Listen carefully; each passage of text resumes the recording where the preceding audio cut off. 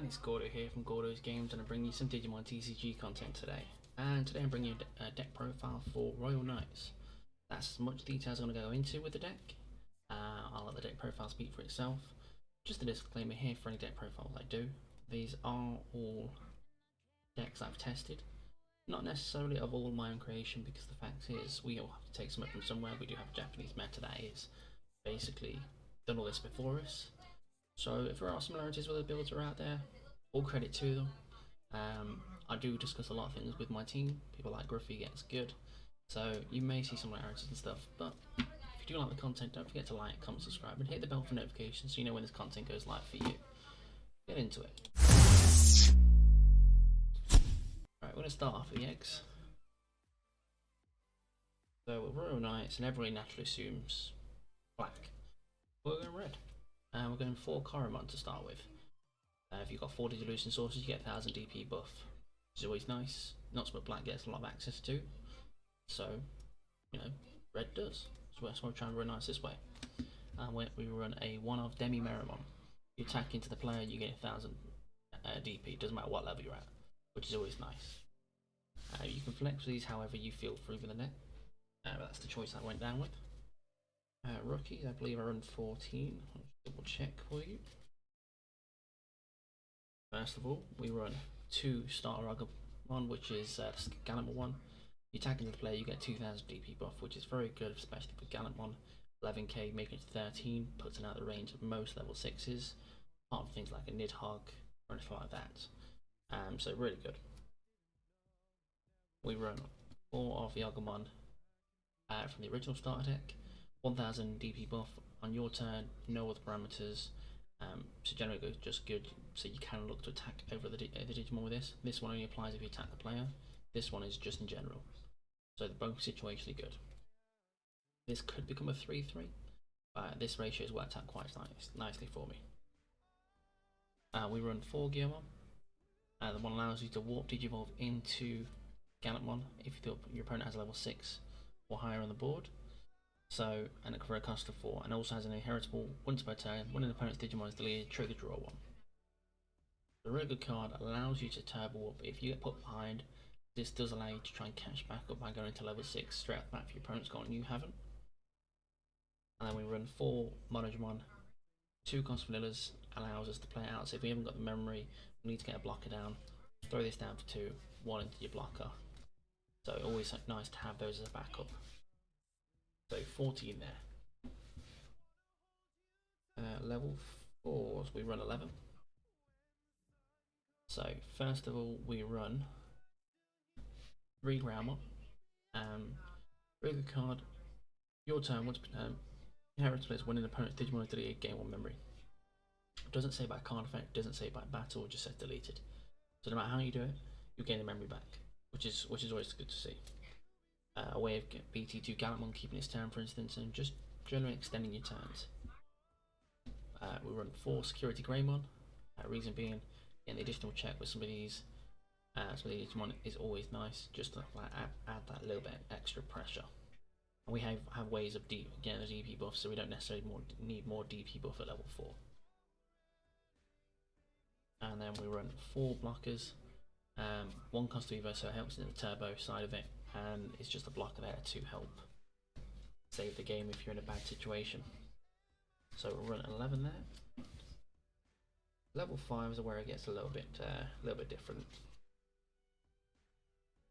We run 4 Megadramon. Megadram's 3 cost to evolve off a red or black, so it allows you to branch out and things a little bit. Is treated as a black Digimon, and also has an inheritable. This Digimon gets 2000 DP on your turn. Go along with that, we run 4 Gigadramon. You may see where this is going. This Digimon is also treated as red. Same principle, evolves red or black, so it opens up a branch into other Digimon. Opponent's turn, this Digimon gets 2000 DP, so this allows you to get a buff on your opponent's turn, which can potentially stop your things getting swung over. It's always nice.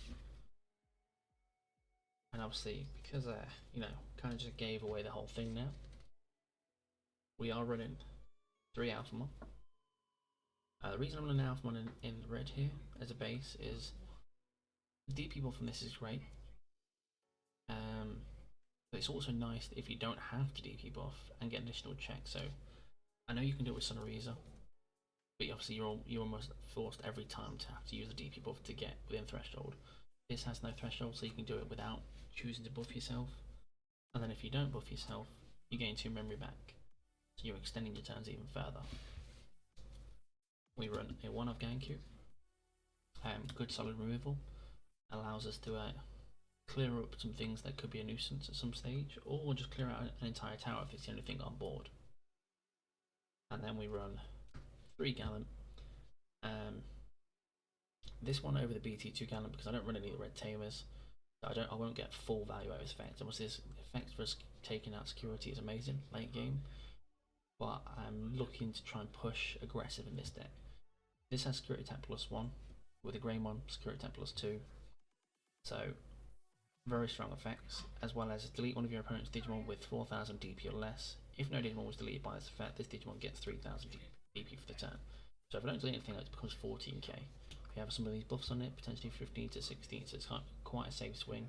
And if it has security attack +2, happy days, that's some aggressive plays. Moving on to options, we run 2 Iron Fisted Onslaught. Takes out tall towers, also takes out a board if they've not kept in mind to try and go into different play costs. You can board clear with this. Very nice activates from security as well. So generally good card. If they go wide, if they are all different play costs and you're not able to take out full board, and if they go wide with lower things, Atomic Blasters in there. Activates from security as well, but delete 8000 DP's worth of Digimon. We run 1 Air of the Dragon. Reason being is just an added draw power really. We have Dramons and stuff like that, you know, throughout, but I don't really care much for the 4000 DP buff, pop should I say. It's just to draw 2 cards and activate some security as well. And we do run 2 memory boosts. This was at 3 originally, came down to a 2, and I swapped in one of these. Reason being is because we do have black Digimon, sometimes it's going to bottom deck things we don't want it to bottom deck. This just gives us a little bit normal draw power so that we can hopefully fetch the things we're looking for. And then we run 3 Izzy. You're very unlikely to get the memory back from the Izzy. It can happen.